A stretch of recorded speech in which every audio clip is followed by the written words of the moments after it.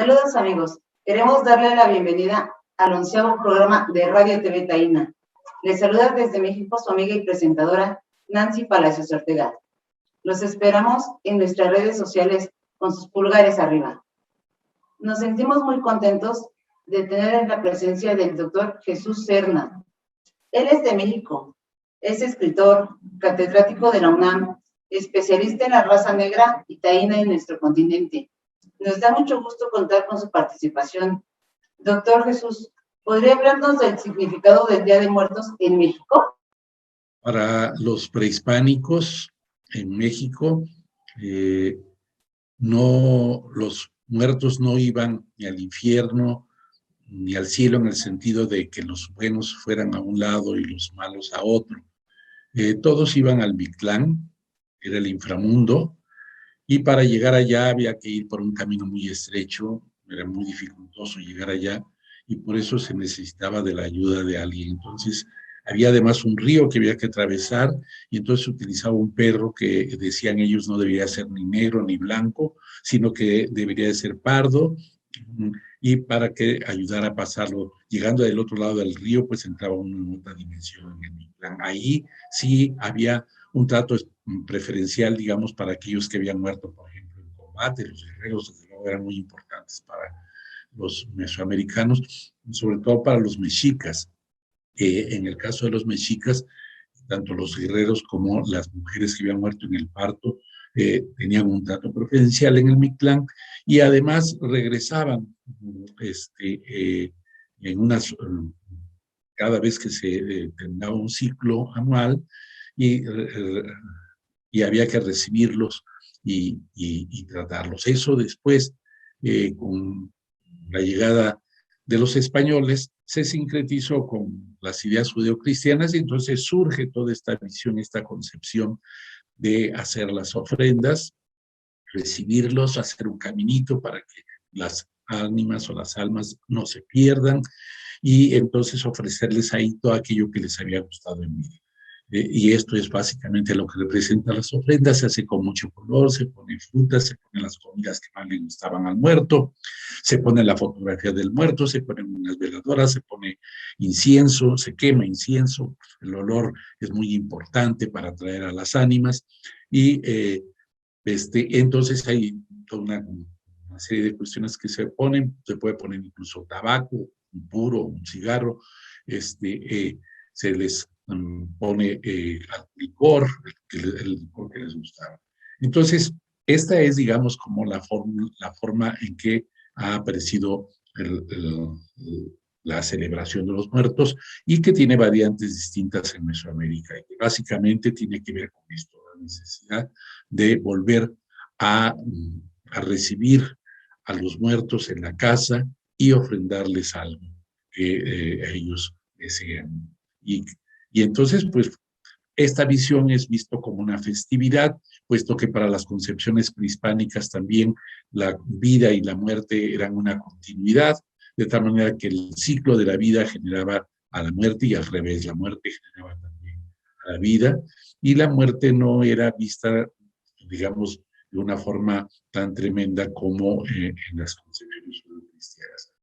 Había una visión, sí, mucho más festiva, mucho más alegre, lo cual no quiere decir que no doliera, no se sufriera por la ausencia, la falta de la persona que vivía. No, por supuesto que había ese dolor, pero la celebración era básicamente una idea festiva.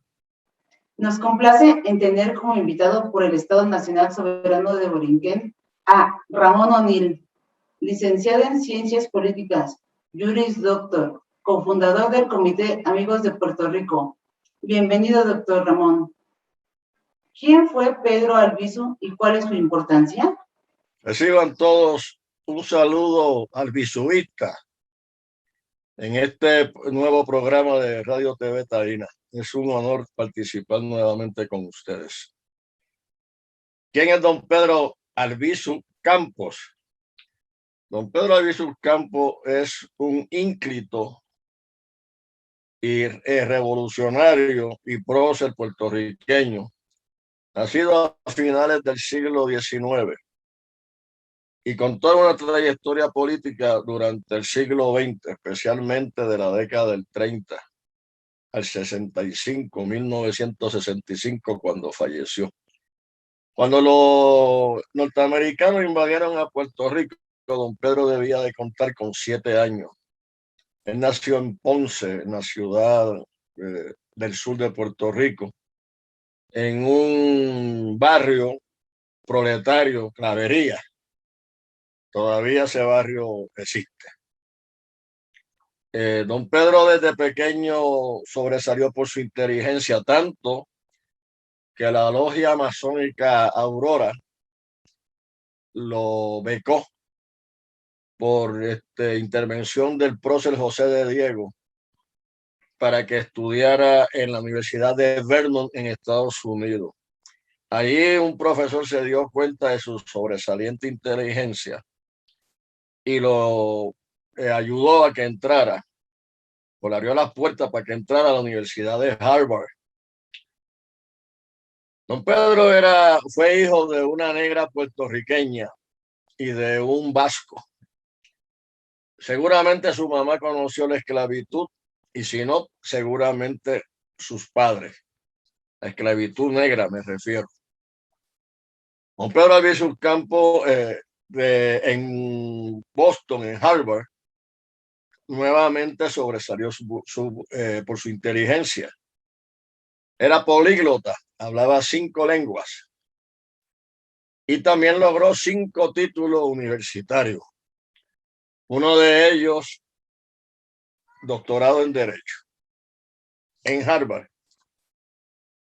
Era mulato, pero en su color de tez predominaba la raza negra, y lo cual él siempre reivindicó. Y eso es muy importante, porque el prócer nuestro del siglo XIX, a quien consideramos el padre de la patria, Ramón Betances Alacán, era mulato, donde predominaba la raza blanca. En este caso, su sucesor político y militar, don Pedro Albizu Campos, predominaba lo negro. Eso es importante porque nosotros los puertorriqueños, que somos una raza taíno, afro, ibero, antillana americana, tenemos la dicha de que próceres nuestros sean mulatos, negros y blancos, como es nuestra composición racial. Pedro Albizu Campos, siendo estudiante en Harvard, ayudó mucho al movimiento independentista de Irlanda. Y cuando regresó a Puerto Rico, rehusó aceptar ofertas del imperio americano, como ser, por ejemplo, embajador de Estados Unidos en México. Luego se integró a la lucha en pro de la independencia. 1930 lo eligieron como presidente después de haber ido a un periplo que incluyó Venezuela, Cuba, Perú, de donde era su esposa, y México. Estando en La Habana, Cuba, participó en un seminario de periodistas en donde estaba el que era en aquel entonces el presidente norteamericano, y allí reclamó la salida de las Fuerzas Armadas de Ocupación Militar yanqui en Haití, la independencia de Puerto Rico, y atacó la dictadura de Machado. Eso le implicó tener que salir de Cuba en un buque mercante de México para llegar a México y de México regresar a Puerto Rico. Una vez él tomó el poder, la dirección del Partido Nacionalista de Puerto Rico, 1930, le cambió la tónica y estableció, primeramente, él impugnó el Tratado de Paz de París, en el cual se fundamenta todavía la presencia norteamericana en Puerto Rico. Fue un hombre que del 1930 hasta 65 combatió por la independencia de Puerto Rico, se enfrentó al imperialismo de tú a tú, apoyó a César Augusto Sandino en Nicaragua, tuvo que ver como ideólogo principal y organizador con la insurrección nacionalista del 30 de octubre de 1950. También tuvo que ver con el atentado contra la vida del imperialista Harry S. Truman, y también tuvo que ver en el 1954 con el ataque a tiro por parte de un comando nacionalista al Congreso norteamericano, bajo el fundamento que desde ahí emanaban las leyes imperiales que se le aplicaban a Puerto Rico. Murió en el 1965, repito, después de ser irradiado. Eso está comprobado hoy en día. A él lo mataron en vida cuando estuvo en la cárcel. Él estuvo más de la mitad de su vida en diferentes periodos preso en las mazmorras norteamericanas. Inicialmente trataron de calificarlo de demente, pero la historia se ocupó de reivindicarlo. Gracias por escucharme. Muchas gracias, doctor Ramón O'Neill. Doctor Serna, ¿qué se podría agregar a las festividades del Día de Muertos? Para continuar con el Día de Muertos, con esta festividad muy mexicana, quisiera agregar algunas cuestiones que son, creo, importantes. Uno, el hecho de la diversidad con la que se expresa. Estamos hablando de Mesoamérica y hay muchos grupos étnicos, distintos pueblos indios, pueblos indígenas, que tienen su manera de celebrarlo de manera distinta. Por ejemplo, en el caso de la Huasteca, se celebra a través de comidas de la región, y desde antes de la fecha ya se empieza con el Santolo, de tal manera que se inicia ya todo un periodo en que se empieza a hablar de lo que va a ser la celebración de los muertos. Y se celebra con mucha comida, se hace un tamal enorme, es el zacahuil, se utiliza en la región y así se les espera a través de estos tamales y el atole que se hace para recibirlos, y en los bailes que se hacen para recibirlos. Es una fiesta. Entonces los pueblos indígenas actuales siguen con una cierta particularidad celebrando esto. En algunos casos inclusive con la participación de los afrodescendientes, como es el caso de Guerrero, por ejemplo, y de Costa Chica, principalmente en Coajinicuilapa, que es un pueblo de Guerrero. Está la danza de los diablos, que ahí se danza, era una danza que surgió de los afrodescendientes, que le hacían este baile al dios Ruja para que los defendiera de la esclavitud. Y es una danza que busca, digamos, esta cimarronería, digamos, por decirlo así, y esta reivindicación de la libertad por parte de su dios Ruja, y entonces ya desde ahí empieza a tener un sentido de resistencia, no solo cultural, sino esta resistencia contra lo que prive de libertad. Y entonces se danza en varias fechas del año, pero principalmente el Día de Muertos, y con esta idea de que pues sirva, digamos, un poco para cerca de la fecha de Día de Muertos. Y entonces, bueno, pues así se celebra junto con estos pueblos, en donde también hay grupos indígenas. Pero en el caso de Yucatán también la celebración es diferente. Ahí, más que hablar del Día de Muertos en sí, se habla del Hanal Picham, que es como una comida para las ánimas. Esa sería la traducción en maya. Y pues es un poco diferente, es una comida que se hace con las comidas, también con las comidas de la región, y que se hace para recibir a los muertos cada año. Entonces, pues es muy interesante. Eso se empieza a hacer desde el 31 de octubre. Entonces, bueno, eso por un lado. Y por otro, pues para México es muy importante utilizar estas festividades por la idea precisamente de que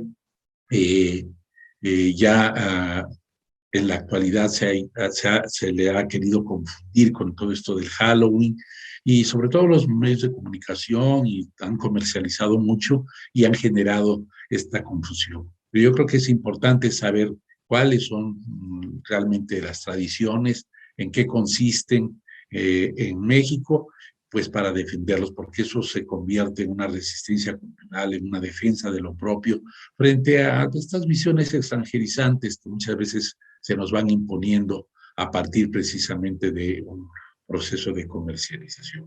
Nada tiene de malo que alguien pudiera tener o no y una idea de celebrar también el Halloween para los niños, etcétera, pero sí es importante también enseñarles cuál es la verdadera tradición, pues para que sepan defender también lo propio. Y sepan lo que les llega de otros lados, si lo quieren adoptar, pues sabemos que no se puede uno poner en el plan de que eso no ocurra. Por lo general esto, desgraciadamente, es así, o sea, se van dando las influencias, etcétera, ¿no? Pero yo creo que es muy importante conocer nuestras tradiciones y defender lo nuestro. Quiero también enviar un saludo a Radio Televisión Taína por esta invitación. Muchas gracias, y ya saben que pues en México seguimos siendo solidarios con toda la labor que ustedes hacen, y desde luego con ese Puerto Rico que sigue luchando por su independencia, por su autonomía, y que más que por autonomía, por independencia plena, por tener su Estado propio, y que creo que ese es un derecho que le corresponde y que debiéramos todos de apoyarlo. Muchas gracias. Muchas gracias, doctor, por su amable explicación. Contamos con la presencia del licenciado José Luis Fernández Pagán. Él es de Puerto Rico.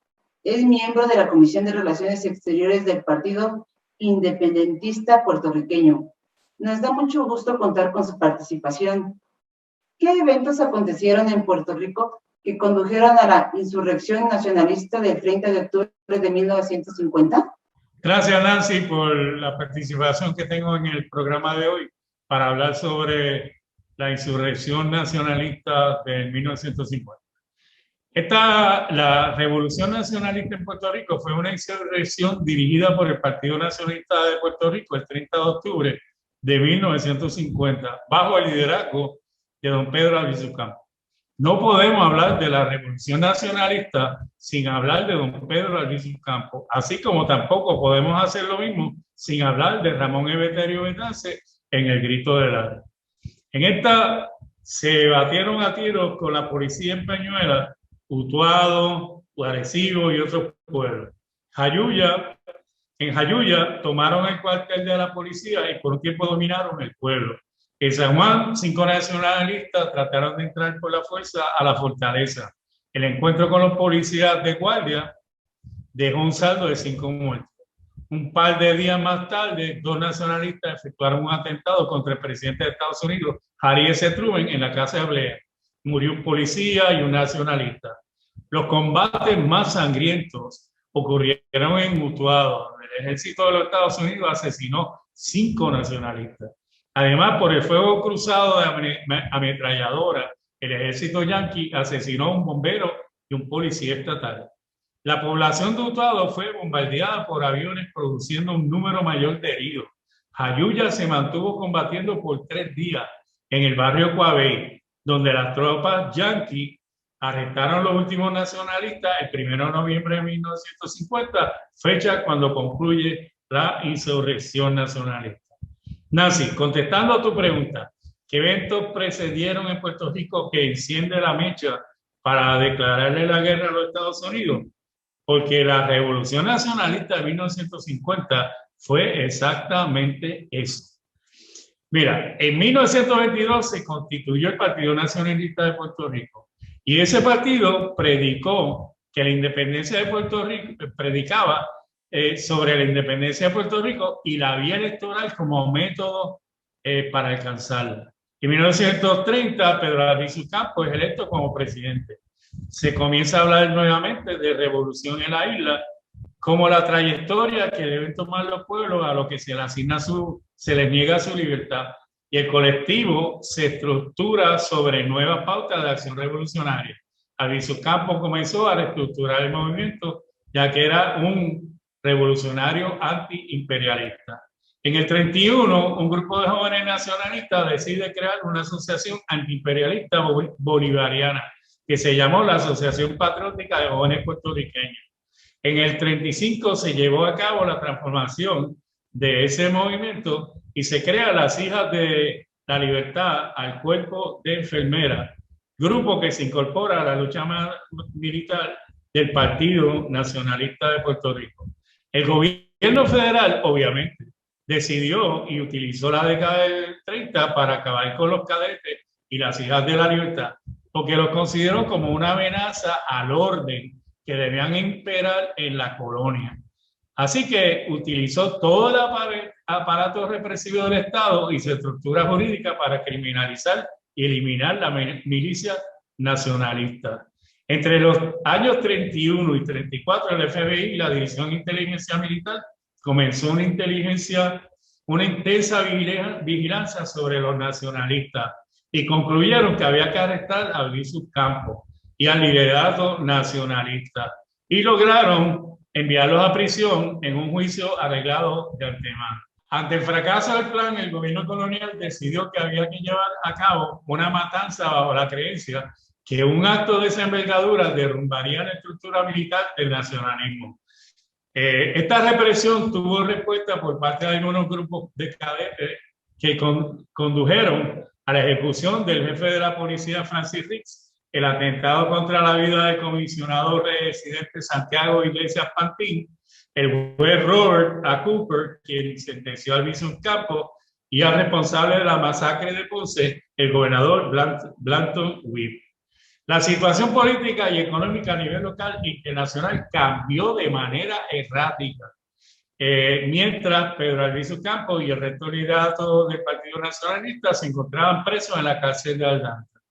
Vamos a ver, el 21 de julio del 38 se anunció la creación del Partido Popular Democrático dirigido por Luis Muñoz Marín. Este partido se alineó con los intereses imperialistas y dejó a un lado el ideal de la independencia y apoyaron la decisión de Washington de convertir a Puerto Rico en una gran base militar de los Estados Unidos. En el 40, el gobierno de Estados Unidos impuso a los puertorriqueños el servicio militar obligatorio y el Partido Nacionalista decidió rechazarlo. En el 41, el presidente Roosevelt firma la Carta del Atlántico, que ya termina la Segunda Guerra Mundial, pero a pesar de la retórica libertadora del documento, se niega a liberar a Puerto Rico. Prefirió poner en marcha una serie de reformas para diferenciar el colonialismo de la isla. Entre las reformas se encontraba hacer electivo el cargo de gobernador para la isla. Nancy, luego de terminar la Segunda Guerra Mundial, se crea la ONU. Puerto Rico fue incluido en la lista de territorios no autónomos. Estados Unidos tenía que rendir informes anuales. Esta situación los incomodó grandemente, ya que el problema colonial de Puerto Rico pasaba a ser un asunto internacional y que de no solucionarse lo desprestigiaba a nivel global. Truman intentó vender la idea de que estaba comprometido con el proceso de autodeterminación de Puerto Rico.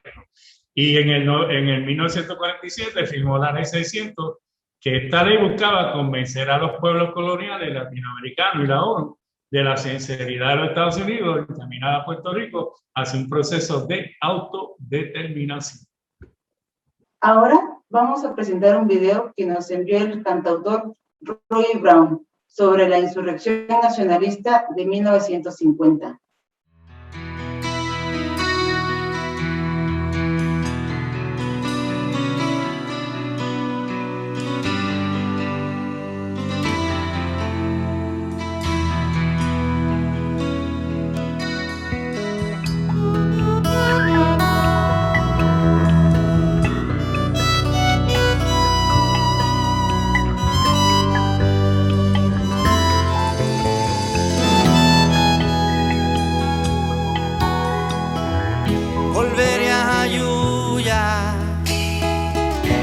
Pagar tu deuda,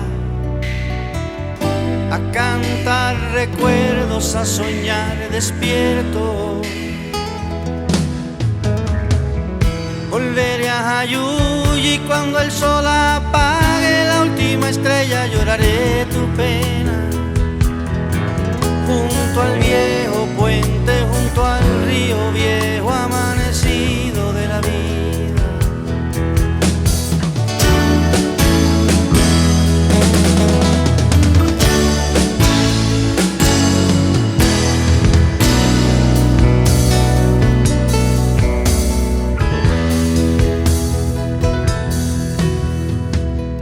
Volveré a Jayuya a pagar tu deuda y estarás allí entre rones y guitarras. Volveré a Jayuya y cuando el sol apague la última estrella lloraré tu pena. Junto al viejo puente, junto al río viejo amanecido de la vida. Volveré a Jayuya a pagar tu deuda, a cantar recuerdos, a soñar despierto.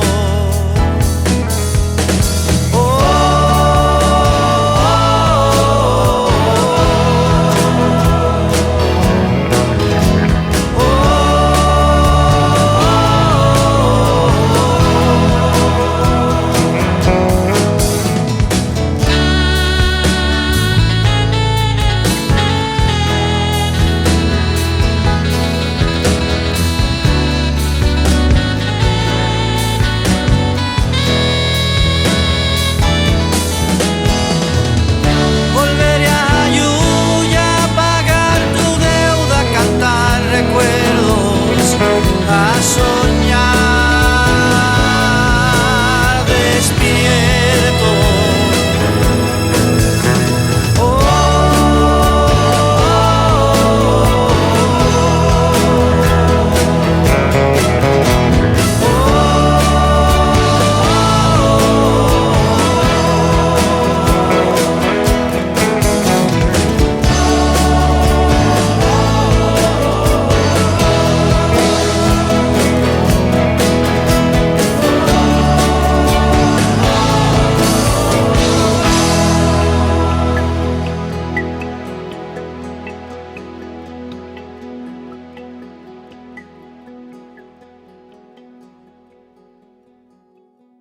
Por favor, licenciado Fernández, ¿qué representa para el pueblo patriótico de liberación esta insurrección nacionalista?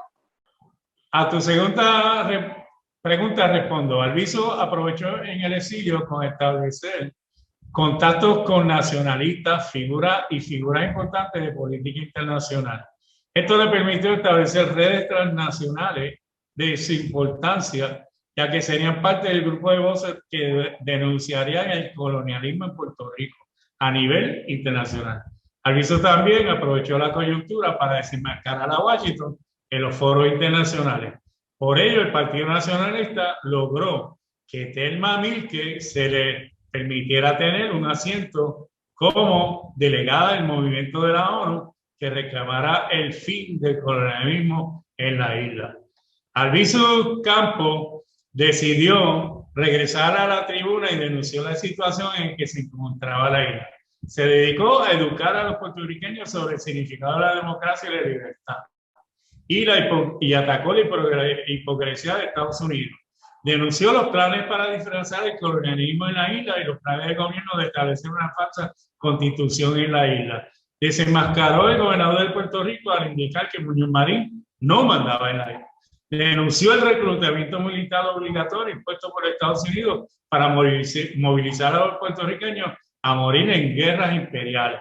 Acusó a las centrales azucareras de explotar a los trabajadores. Denunció la pobreza rampante que existía en la isla y denunció la persecución que sufrían los nacionalistas. Eso fue de las cosas que logró Albizu movilizar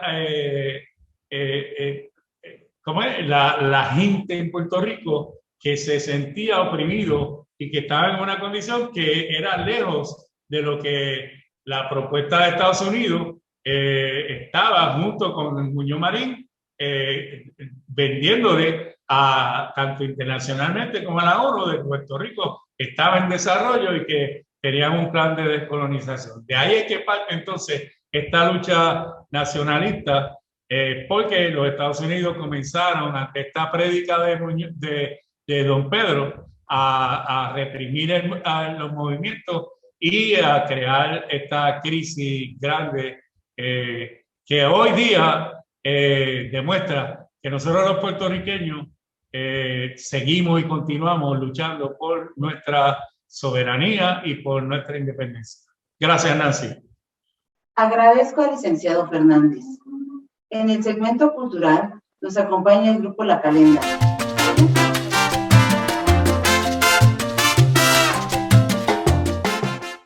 ¿Podrían platicarnos quién es el grupo La Calenda? Hola, ¿qué tal? Muy buenas tardes. Yo soy Itzel Escobar, cantante, vocalista del grupo La Calenda. Esta tarde estamos algunos de los integrantes de esta agrupación que lleva ya 2 años. Tocamos música tradicional de Guerrero y Oaxaca con géneros como la chilena, el son ismeño, el merequetengue y también algunas cumbias.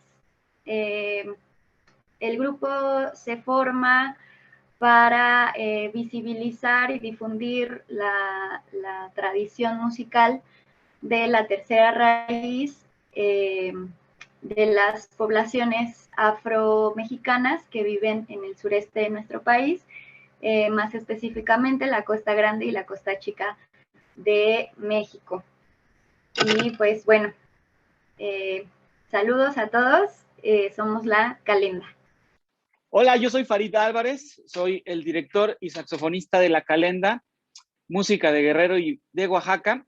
Queremos desde aquí, desde la Ciudad de México, donde estamos en este momento, mandarles un fuerte abrazo a toda la comunidad oaxaqueña que se encuentra en Nueva York, por allá en Chicago también hay muchos oaxaqueños y guerrerenses. Les mandamos un fuerte abrazo.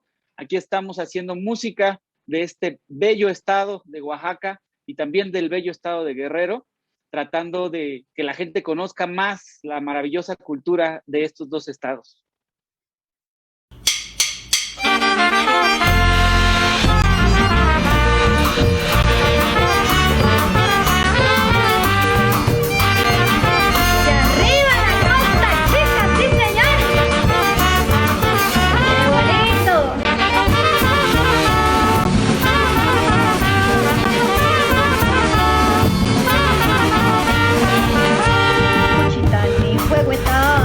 Andan peleando terrenos, Cuchitán y Huehuetán.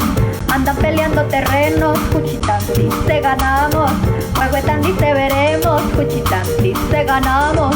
Huehuetán dice veremos. Soy trovador y mi guitarra es la ley. Me paseo por Chapotón, San Nicolás y el Maguey. Soy trovador y mi guitarra es la ley. Me paso por Soto, Tacubaya y el Maguey. Alingo, lingo, lingo, lingo, la. Santo Domingo, San Nicolás. Alingo, lingo, lingo, lingo, la. Santo Domingo, San Nicolás.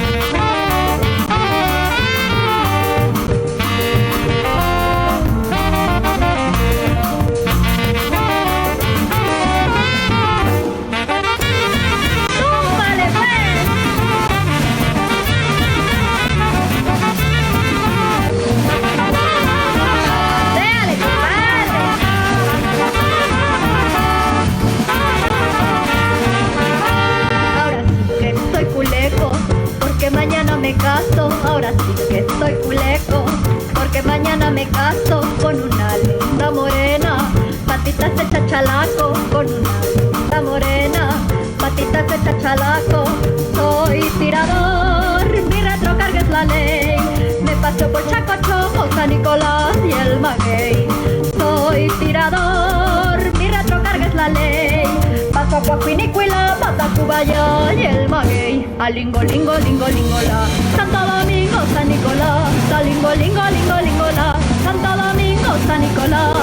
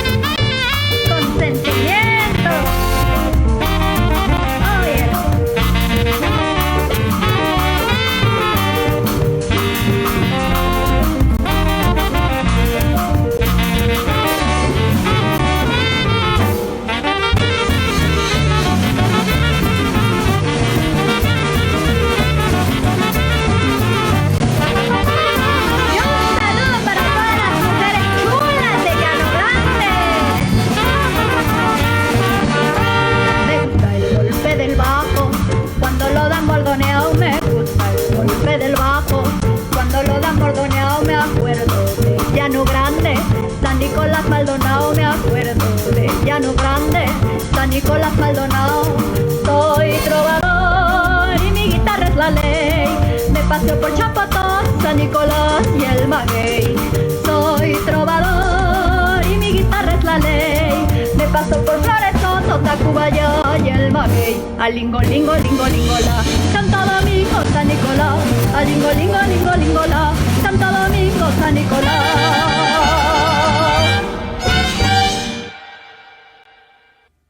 ¿En dónde podemos darle seguimiento al grupo La Calenda? Bueno, nuevamente aquí Itzel, cantante del grupo La Calenda. Queremos agradecer de corazón a Radio Taína por la invitación y bueno, recordarles que estamos en todas las plataformas, redes sociales, Facebook, Instagram, en nuestro canal de YouTube. Suscríbanse, ahí pueden encontrar videos de nuestra música y de nuestras presentaciones. Y en Spotify también pueden encontrar nuestra música. Lo que se avecina próximamente en octubre y noviembre, participar en un programa entre barrios y pueblos aquí en la Ciudad de México, de la Secretaría de Cultura de aquí, y pues bueno, nos estaremos siguiendo y esperemos que ahí se suscriban al canal y nos sigan por todas las redes sociales. Muchas gracias, Karuki, muchas gracias a Radio Taína.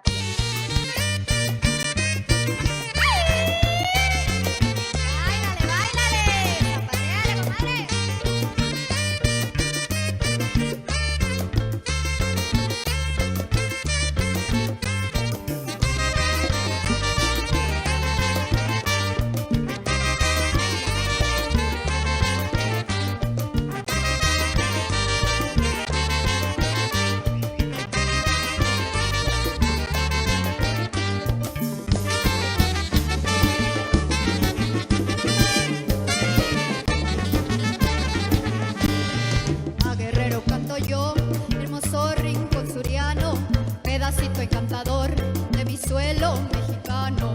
Me gusta la Costa Grande por sus palmeras frondosas, pero más me gusta Tecpan por sus mujeres hermosas. Arriba la Costa Grande, tierra de héroes, rica región. Arriba Guerrero, lindo que eres, orgullo de mi nación. Arriba la Costa Grande, tierra de héroes, rica región. Arriba Guerrero, lindo que eres, orgullo de mi nación.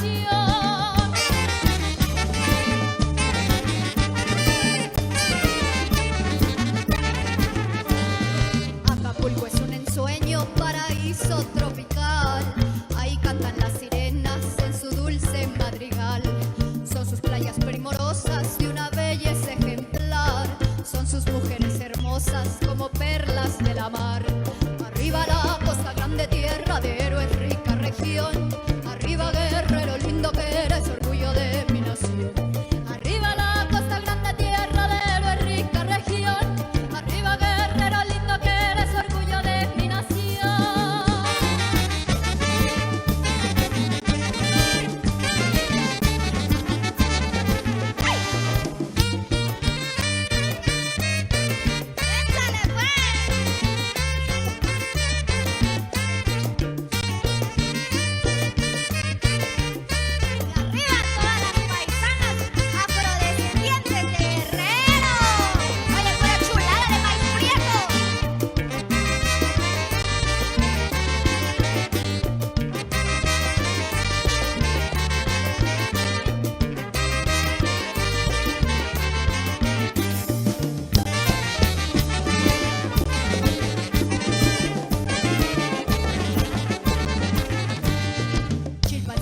capital, la ciudad de mis amores.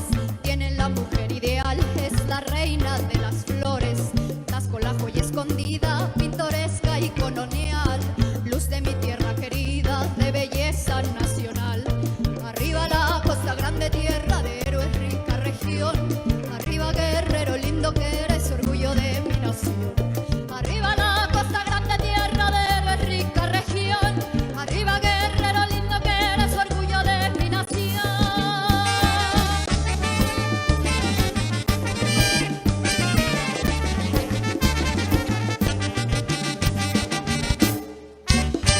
¡Sí, señor!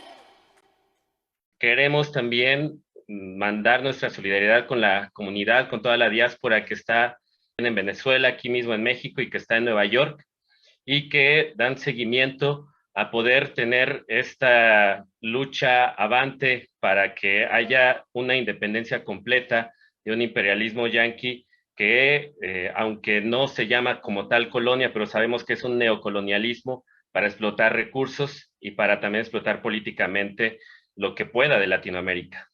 Muchas gracias y me gustaría felicitarlos por su excelente trabajo. Contamos también con la participación de la licenciada Aleida Centeno. Ella es abogada, escritora, defensora de los derechos humanos, es una activista en Puerto Rico. Bienvenida, licenciada Aleida. ¿Podría hablarnos de su libro y darnos una introducción de su contenido? Un saludo a Radio TV Taína y mi agradecimiento de que nos reciban.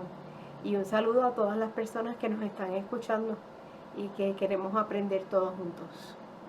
Pues, ¿quieren saber de mi libro, Paz en la Guerra? Paz en la Guerra es un esfuerzo que yo vengo haciendo desde hace muchos años.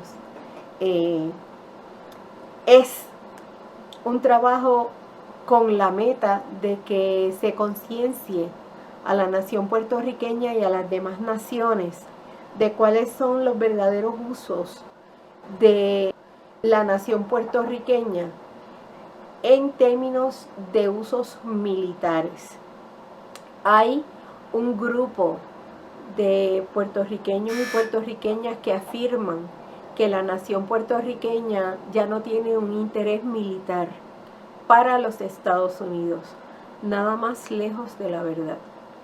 Puerto Rico es el lugar donde Estados Unidos emplaza 996 unidades militares, de las cuales 10 de ellas son instalaciones que no reporta en ningún lugar, ni siquiera en sus informes del Departamento de Defensa, pero que le sirven para hacer un escudo antimisiles, una base de espionaje de comunicaciones comerciales y diplomáticas de otros países.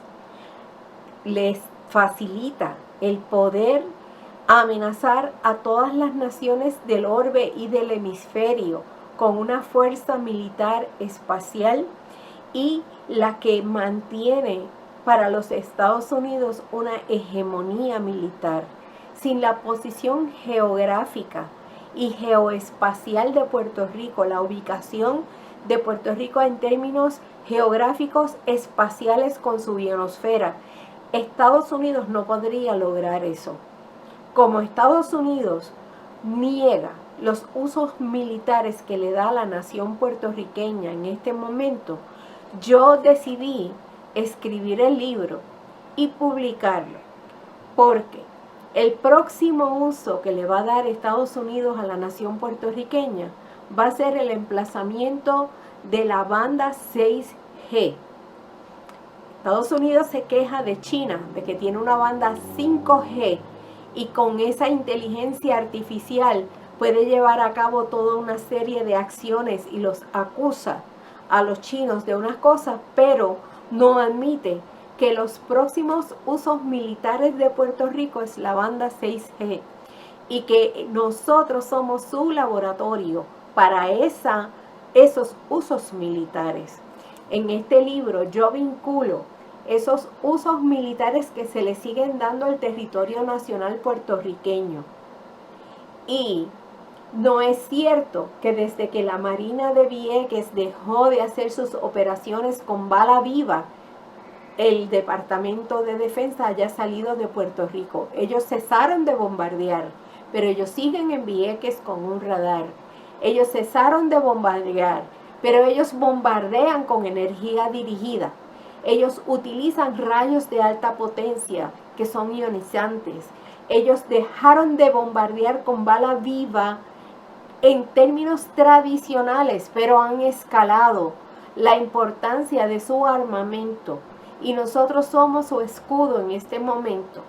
Nosotros somos quienes recibiríamos el impacto de cualquier agresión que reciba Estados Unidos. Nos tienen a nosotros como puerta de entrada en el Caribe para ser su escudo antimisiles. Ante esa realidad yo escribí el libro, porque nosotros no somos un país en deuda. Nosotros somos un país explotado, eliminada nuestra economía para que le sirva a los puertorriqueños en aras de que nuestro territorio nacional le sirva a los intereses militares de Estados Unidos.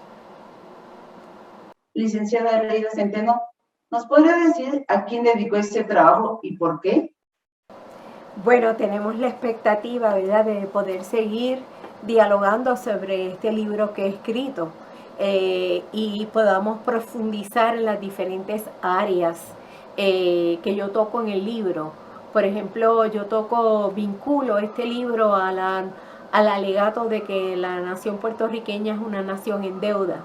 Pero este trabajo esencialmente está dedicado al movimiento nacionalista de Puerto Rico y específicamente a todas y cada una de las familias que participaron en esa revolución de 1950. ¿Por qué lo dedico a ellos? Porque en ese momento, ese grupo humano que tuvo la talla para hacer una revolución y enfrentarse al imperio más poderoso del planeta, ese grupo humano lo que buscaba era poder evitar los males que la nación puertorriqueña ha sufrido posterior a eso. Si los nacionalistas y las nacionalistas hubiesen sido exitosos en su empresa, si la nación puertorriqueña hubiese comprendido cuál era su propuesta, no fuéramos víctimas como lo hacemos hoy día de los estragos que han ocasionado, por ejemplo, los experimentos con agente naranja, radiación nuclear, uranio reducido, radiación electromagnética, todos los experimentos que han hecho la industria farmacéutica, todo lo que le ha sucedido a la nación puertorriqueña, que ha terminado con un 40% de su niñez víctima de condiciones que afectan su capacidad de aprendizaje. Todo eso se hubiese evitado y hubiésemos podido desarrollarnos como una nación con una economía propia. Ese grupo humano, esos nacionalistas que hicieron esa revolución el 30 de octubre de 1950, Estados Unidos trató de presentarlos como que era una lucha de puertorriqueños contra puertorriqueños, cuando lo cierto es que fue una lucha de puertorriqueños en contra de un imperio que es Estados Unidos. Y cuando Estados Unidos vino con esa alegación, se continuó la lucha y en un 1 de noviembre de 1950 los compañeros Oscar Collazo y Griselio Torresola fueron a la Casa Blair a hacer claro que no era una pelea entre puertorriqueños, que era una pelea de la nación puertorriqueña por terminar con la esclavitud colonial, porque la esclavitud colonial es un crimen de lesa humanidad. Y ese grupo humano que en el 1950 se levantó para evitar que toda la nación puertorriqueña, independientemente de la ideología, los colores, de cómo piensen económicamente, cómo piensen políticamente, fueran libres para poder decidir qué sucede en nuestra nación. Hoy día nosotros estamos con los estragos que nos ocasiona nuestra condición colonial y estamos siendo amenazados cada vez más fuerte con que nos saquen de nuestro propio territorio nacional, y por esa razón este libro yo lo dedico a ese grupo humano que trató de evitarnos esas calamidades, que se merecen todo el respeto, toda la solidaridad. Esas familias nacionalistas se merecen el reconocimiento de todos y todas continuamente, y también merecen que hagamos un análisis de cuáles eran sus objetivos y por qué. Este 30 de octubre nosotros conmemoramos en el pueblo de Jayuya, saliendo desde el barrio Coabey, la revolución de 1950, y invitamos a todas las personas a que se unan a todas nuestras actividades de ese día, porque esas gestas no pueden pasar desapercibidas y las naciones tienen que honrar a sus héroes y heroínas. Muchas gracias, licenciada Aleida. Nos acompaña Angie, Andrea y Leo. Ellos son de Costa Rica. Son activistas de la Asociación Multiétnica y Cultural. Leo, ¿qué es una asociación multiétnica y cultural? Muy buenas noches, amigos y amigas. Desde Costa Rica les saludamos. Mi nombre es Leonel Arburula Flores, indígena térraba. Formo parte de la Asociación Multiétnica y Pluricultural de Costa Rica, con la cual estamos trabajando. Somos un grupo de personas descendientes de las etnias originarias de Costa Rica, todos indígenas, multiétnicos y pluriculturales, que nos hemos organizado con la finalidad de llevar adelante una lucha férrea, una lucha enfocada y directa hacia poder erradicar todo el racismo, la discriminación que vivimos en los territorios indígenas, nosotros quienes hoy contamos con una piel diferente a nuestros ancestros indígenas, pero que corre por nuestras venas esa herencia genética maravillosa, preciosa, que nos dieron nuestros ancestros indígenas. Al igual que mi persona, habemos miles de personas en los territorios indígenas que al tener una piel diferente, al tener unos ojos diferentes, nos catalogan, nos titulan de no indígenas, y por ende entonces proceden pequeños grupos de indígenas, proceden en contra de nosotros, siendo incluso muchas veces estos hasta parientes de nosotros mismos. Gracias al acompañamiento del Estado Gobierno costarricense, proceden a invadir nuestras propiedades, proceden a atropellarnos de una manera total y absolutamente violatoria a nuestros derechos fundamentales y nuestros derechos humanos, especialmente nosotros, los descendientes de las etnias originarias. Y aquí hay que defender el artículo 1 de nuestra Constitución Política, el cual reconoce que Costa Rica es una república libre, independiente, multiétnica y pluricultural. Es el objetivo directo de la Asociación Multiétnica y Pluricultural, luchar contra el racismo y la discriminación en nuestro país. Angie, ¿cuál ha sido tu experiencia sobre la discriminación y el racismo? ¿Te gustaría platicarnos? Hola hermanos, saludos acá desde Costa Rica. Mi nombre es Angie Durán Granados, soy indígena multiétnica y pluricultural. Hoy haciendo uso de mis derechos como indígena, porque conociendo de dónde vengo, conociendo mis raíces y mi descendencia indígena, puedo decir claramente que me autoidentifico como indígena de la etnia Bribri. Hoy en Costa Rica estamos pasando situaciones, viviendo cosas, sufriendo situaciones muy graves, dado que el gobierno de Costa Rica y un grupo pequeño de personas multiétnicas y pluriculturales también proceden a imponer ciertos criterios culturales que se contraponen con los tratados internacionales. Tratados internacionales como el Convenio 169. A mi familia y a mí nos pretenden arrebatar nuestra condición de indígena, dado que nosotros no somos hijos de una mujer indígena, y entonces aplicando el principio cultural del matriarcado, una forma de organización ancestral indígena que hace muchos años no se venía aplicando,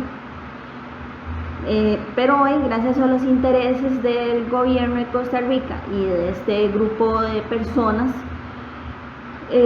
se nos viene discriminando a los que no somos hijos de una mujer indígena. El matriarcado era una práctica utilizada por nuestra cultura indígena Bribri y Cabeca hace muchos años. La utilizaban para determinar, con la finalidad de determinar a quienes se les iba a heredar los clanes, los clanes familiares.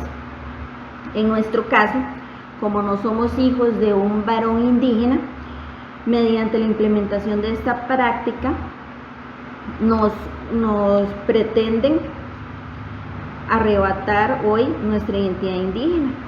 Hay que tener en cuenta que en Costa Rica, bueno, que los tratados internacionales reconocen que indígenas somos todos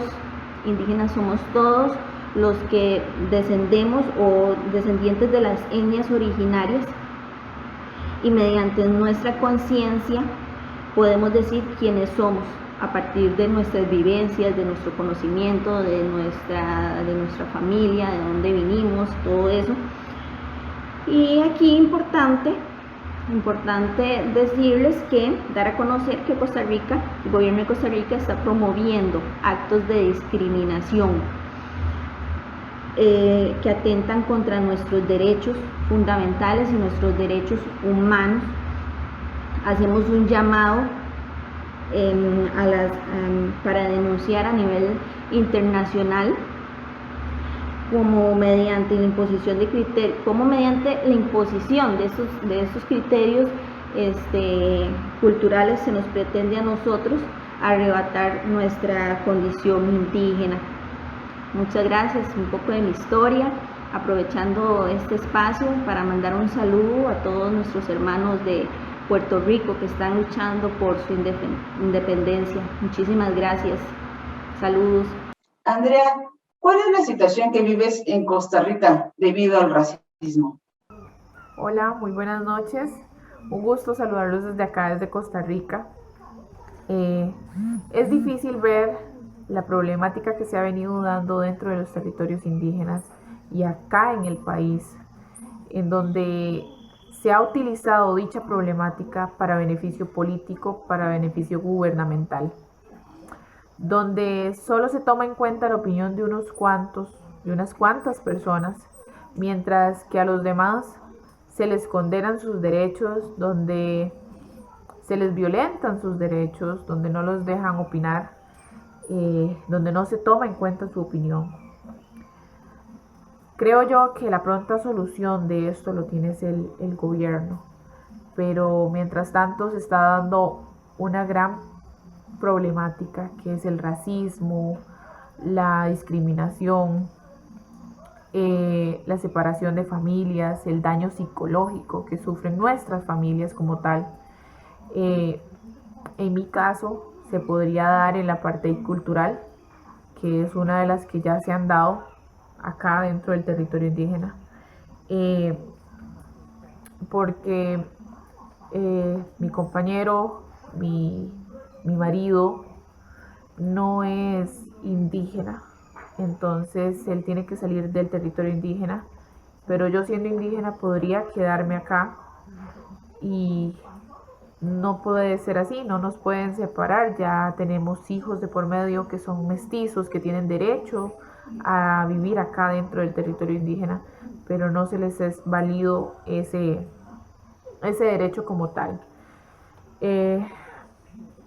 Independientemente de si es mi esposo indígena o no, creo que dentro del territorio indígena ya la mayoría de personas que vivimos acá somos mestizos, somos descendientes de indígenas puros.